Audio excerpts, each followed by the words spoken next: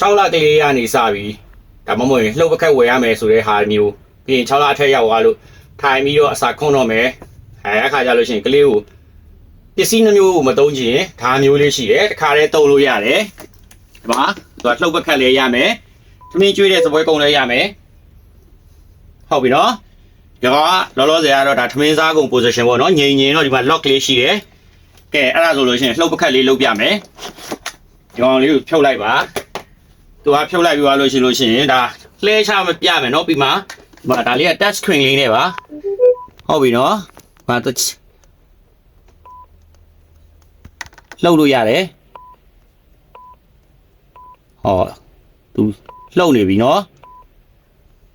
ဒီမှာလှုပ်နေပြီဒီအတွက် remote လေးလည်းပါတယ် remote က music ဆိုလဲ music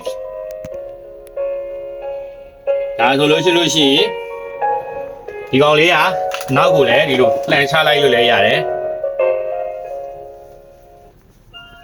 ငါဒီကောင်လေးတွေဆိုလည်းအကုန်အရှင်လေးတွေပေါ့ပါဝါဘန်းနဲ့လည်းသုံးလို့ရတယ်နော်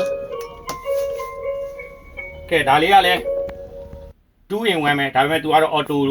လှုပ်ပြတဲ့ဟာမပါဘူးပေါ့နော်ဒါပေမဲ့ तू ကအတန်ပါတယ်ဟိုဘက်ကဟာနဲ့အတူတူပဲဒီကောင်ခွာလိုက်လို့ရှိရင်တန်ရှင်းလောက်ရတာလွယ်ကူတယ်ဒီမှာအကုန်လုံးပါတယ်ပြီးရင် तू ကတော့ manual လေးလွှဲရတာပေါ့နော်ဒီကောင်လေးတွေကဟိုmanual လေးဒီလိုလွှဲလို့ရတာပေါ့သူ့လှန်ချလိုက်ရင်